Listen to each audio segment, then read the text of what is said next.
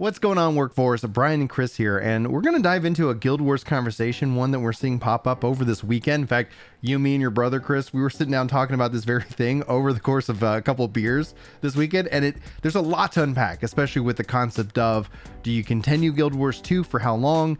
Is this project that ArenaNet is working on is Guild Wars 3? So that's what this video is going to kind of focus in on, especially because when we talk about Final Fantasy, when we look at Phantasy Star New Genesis, there's a lot of really big questions in the space of what do you do with an MMO, especially as it ages? Are you stuck with that game, or do you try and do something like Destiny 1 to Destiny 2, Guild Wars 1 to Guild Wars 2?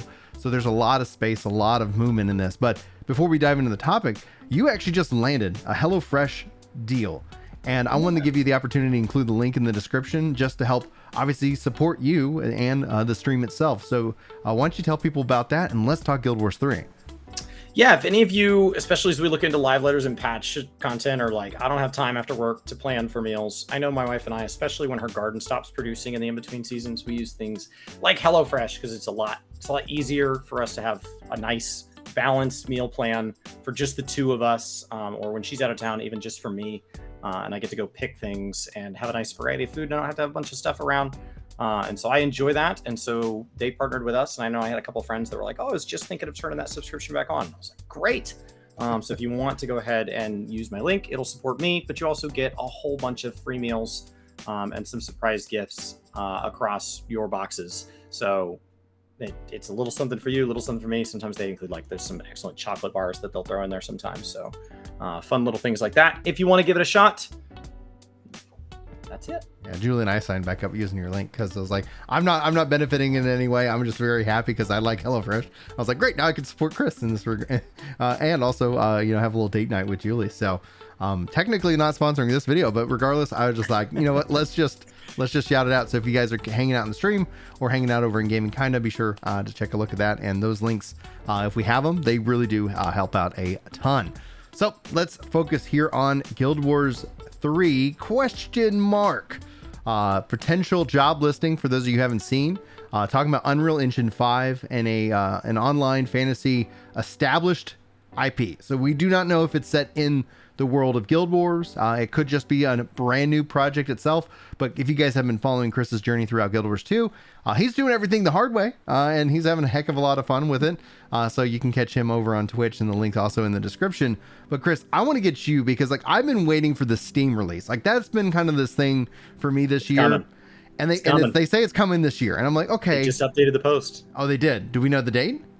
I have not seen a date, but last I looked, they had started outlining the post. So like that Steam listing starting to fill out. It's starting to not just be a placeholder.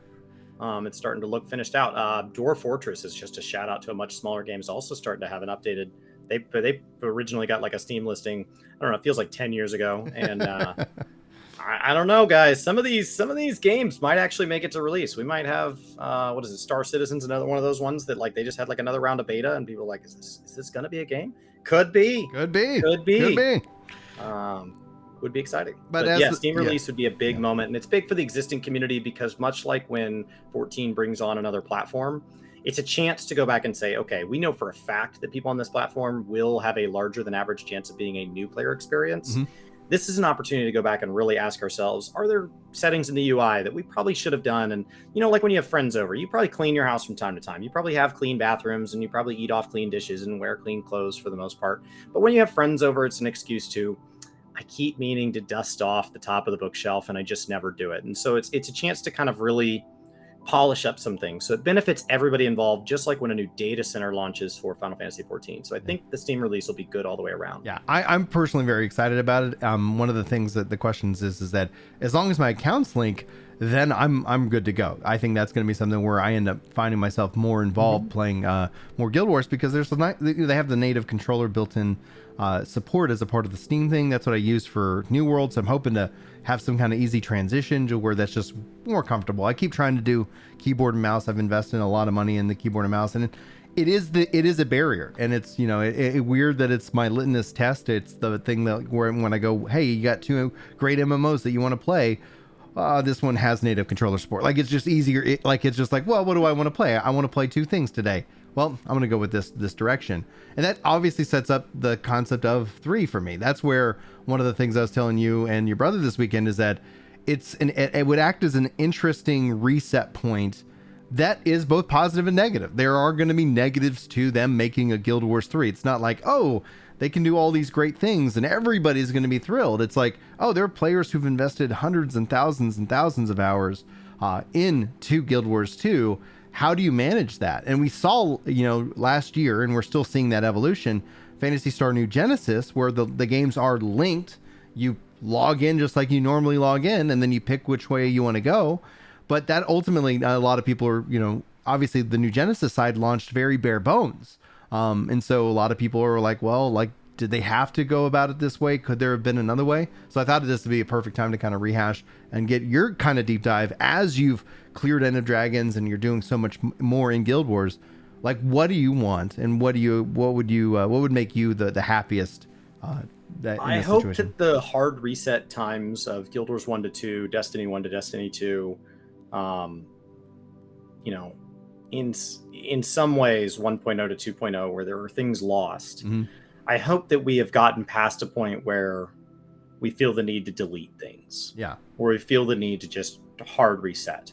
That being said, I don't think that because you made a decision in 2004 based on the best information and hardware you had at the time that you should have to live with that in 2040. When we're like 10 generations of devs in the future and hardware exists that wasn't even in our wildest dreams. And I think that's different. So I would love to see it be something like the relationship between WoW Classic and World of Warcraft, mm-hmm. where one subscription kind of handles it. I think if 11 was under the same subscription as 14, I probably would have tried it by now. Yeah.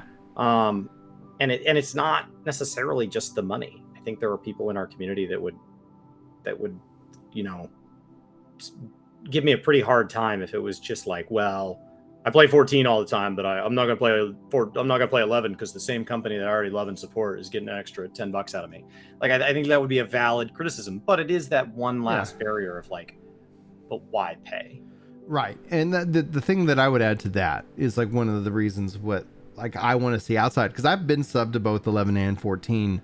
And it's an extra cost, and obviously both take a different amount of time.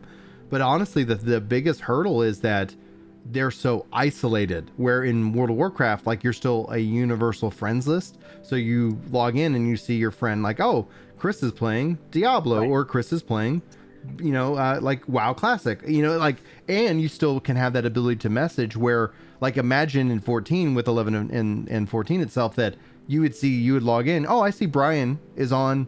He's farming NMs in 11. You know what? I'll go check it out. I'll go just pop over there. Sure. And it really comes down to, in my mind, when you break it down for everything in gaming today, is that there are these concepts of path of least resistance. Like, if you remove some of these hurdles, then it's just easier for players to go and check it out. So, like, a hurdle is the extra subscription for some. For some, it isn't. A hurdle is, but I think that actually, like, you take away that extra subscription and all of a sudden it's like, well, you know what? I have done everything I wanted to do today. Maybe I will go and explore that in that regards. I hopped into StarCraft Brood War this weekend, mm-hmm, because I had my launcher open and a friend said, hey, do you want to just play an old Brood War match? And okay. And I hit install, and it's old enough that, like, it can download everything that was ever associated with StarCraft 1 in like 6 gig. Yeah. So on fiber, it was like, well, I'm gonna go get a drink of water. Oh, sorry, it's waiting on me. Mm-hmm. Like it was so fast. Yeah. And we just hopped in, and like there was no plan. And so I think that's something you want to do now within the content, and that's something I think WoW. If we ever look at a WoW 2, if we ever look at a Final Fantasy 14 2, it doesn't matter what the name is, but the concept. If we ever look at a sequel to these games, what is Guild Wars' unique advantage? Guild Wars is a heavily account-bound game. It's very, very account-wide friendly. Lots of the greatest journeys, like unlocking your very first legendary, unlocking your sky scale, these moments are something that feel really special the first time on an account. And some of them you can't even go back and do on other characters, as opposed to others you can, because there's like a reward tied to it and you want to be able to. And so it is account-wide almost to a fault. And if something is not account-wide, you probably need to ask, like, okay, well, why is that? Because that was a conscious choice. The default nature in Guild Wars is that if something's account-wide. And so that feels like, to me, you would have like an ArenaNet achievement pane. And so all of a sudden I start to think of like these metas, which they do these like groupings of things where they kind of tell this little mini story. What if you went and did every interaction with a previous character? What if Final Fantasy XIV put together a collection where you did every piece of content that was tied to an Ironheart? Ironhearts being Roddart Ironheart, the grandfather of Ned Ironheart in Waking Sands.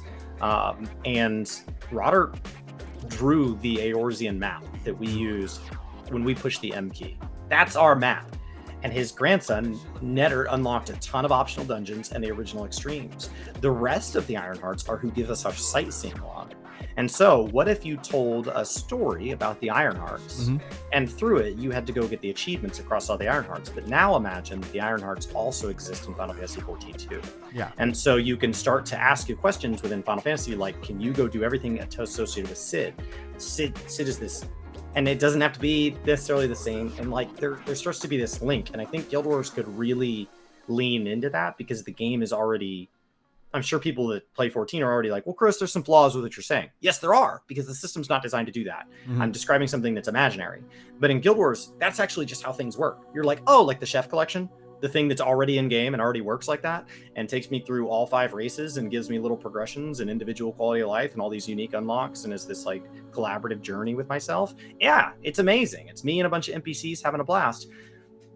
Okay, great. Now group NPCs from Guild Wars 3 in with that. And so for me, that's the big benefit. Maybe the cosmetics carry, maybe they don't. Phantasy Star had a way of kind of saying, with Phantasy Star, you can play in the old one and the new. And they're like, well, if the cosmetics carry, they carry. If they don't, they don't. And I think that was generally something we were all like, yeah, that makes sense. You know, some things just can't carry. Maybe mount skins carry. Maybe they don't. Maybe there's a tribute to it. Maybe there's not. And some of it's just going to be limited because you don't want, if you make everything compatible, then you have to make everything function from Guild Wars 2 in Guild Wars 3, which means you now might as well have just left an expansion. Because you're going to have so many design constraints of like, well, we weren't going to make a raptor, but people's raptor skins have to carry over. And so like now you're making choices based on compatibility, not based on, okay, what if we really got to sit down from scratch with all the resources and knowledge of today and build something new? And that's where you want it to come from. So the other kind of concept and the thoughts that I like to get your ideas on is this, especially when it comes to timing. So right now, like at least on the listing, it's talking about this project being in pre-production. And for MMORPGs, in my mind, we're talking at minimum, at best, 5 years of dev time for release. And that, so here we are, 2022. That would put us out at 2027 in that regards. And we already know another expansion for Guild Wars 2 is planned, the 4th expansion that they announced after the end of Dragons, which I think is really smart. But we're still talking about, like, you know, who knows how long until that expansion. We haven't seen consistency in scheduling of expansions within Guild Wars. And so now we start to talk about, like, let's say this is the Guild Wars 3 game. What does the lifespan that you want to see happen in Guild Wars 2? They have a lot of horizontal content. Obviously, End of Dragons is out and content's coming out for that, and then they're going in the direction. Do you see the 4th expansion kind of leading into Guild Wars 3, or would you want to see an expansion after that in terms of timing? So if you're going to keep supporting it like 11, Guild Wars 3 has nothing to do with Guild Wars 2 expansions. Okay. They just keep going. Just keep it going. Just, you know, and like if they want to go back and re-envision Classic and start to create ladders and start to do what they're doing with Diablo 2, or maybe you add another act, maybe you extend something on the end of base vanilla, maybe tell the stories you wish you could have told then. Yeah. And so if they start changing the game, then it really grows. Guild Wars 2 becomes its own thing. At the very least, new seasonals, new metas, new keep updating strikes, you know, keep adding support for things. Keep making PvP changes. I think that all makes sense. But if you're not, let's assume you're going to put it in a static state, and you're just going to let it live like Guild Wars 1 does, where it largely just lives there. It just exists.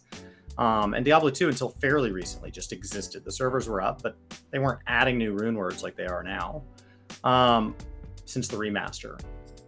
You would still need to release several more expansions before putting it in stasis, because it's going to be 5 years to launch, and you don't want to click everybody over on launch date, because it's going to be like the most recent example is New World, where it's a great game, everybody's having a blast. They're all playing at about 1 billion hours a week because they're having so much fun. And then they realize it is designed for somebody playing the same 6 to 8 hours they were playing other games, and it only has about 4 months of runway. And so if you were playing 80 hours a week, you got through it in like less than a month. And then you're like, well, now what? Right. Now we wait.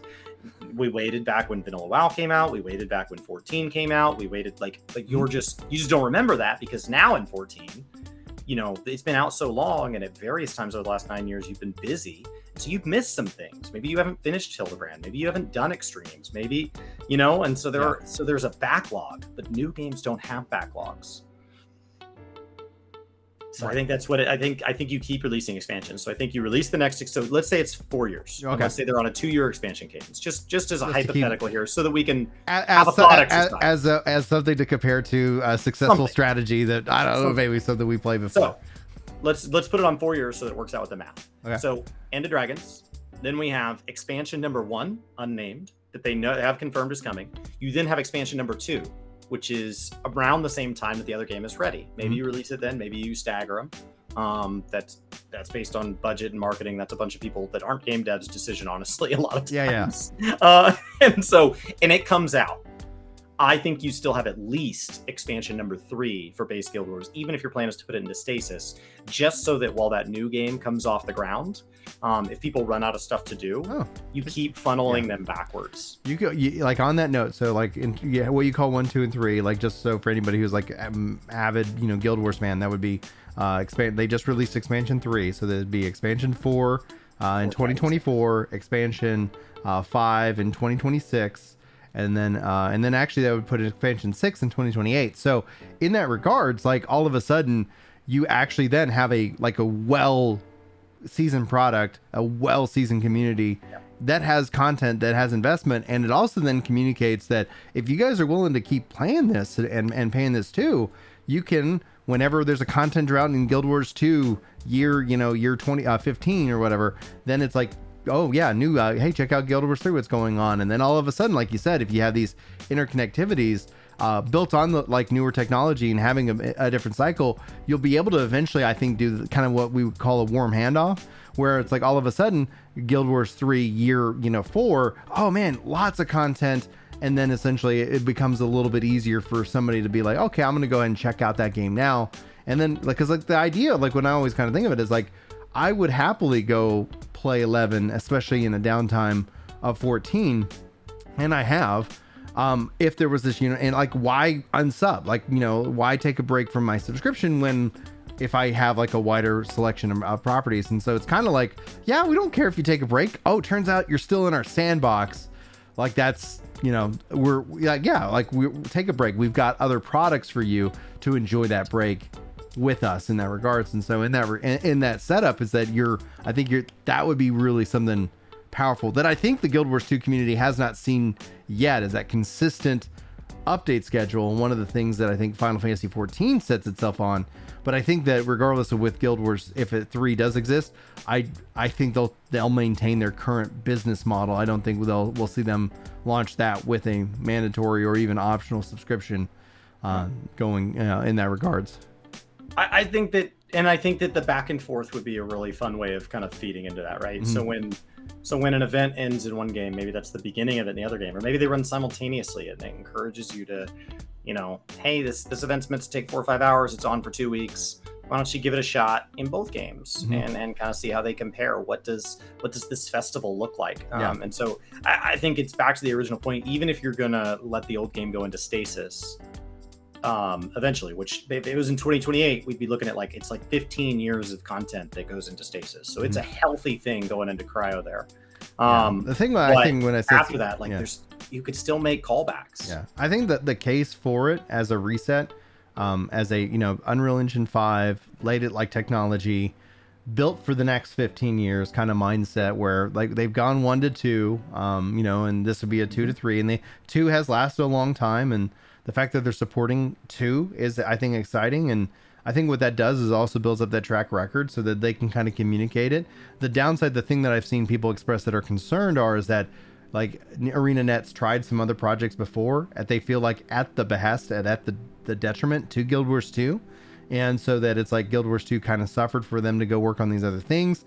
I like, yeah, we've seen that kind of aspect. We've actually seen that sentiment brought up against 14 in relation to 16. People felt like, well, I'm sub to 14, I want 14 content, and here they are making, OGP's making Final Fantasy 16. It's like, yeah, they're bragging about having so much money and time that they're taking the people and the money, the people that I'm glad are running 14, and the money that I gave them, and they're openly bragging that they're spending it somewhere else. Mm-hmm.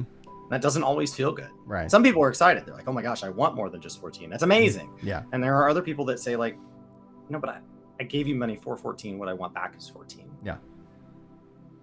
It's going to be interesting to see, because that's something like Yoshi P, to kind of my final thought on this is Yoshi P stated when asked like about like a Final Fantasy 17 or a 14-2, like the stress and difficulty of trying to migrate 14's community into the new MMO, because we still have 11 players. So there'd still be 14.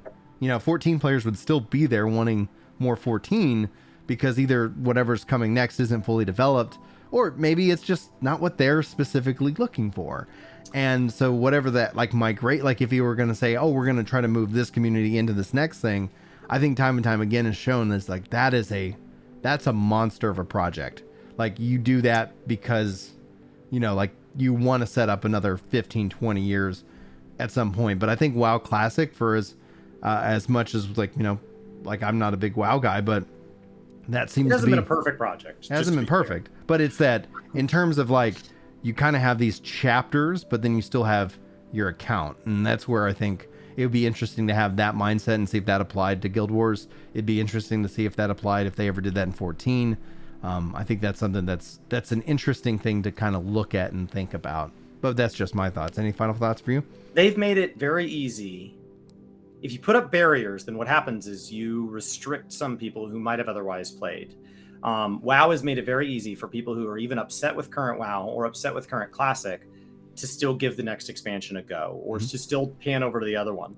And so I think that says a lot. When the community is that frustrated and they still play, I will say when it comes to like ease of access, it must be there. Because if it was hard to play and they were upset, they would just quit. Yeah. And so I think that there's a lot to be learned from the Battle.net ease of access.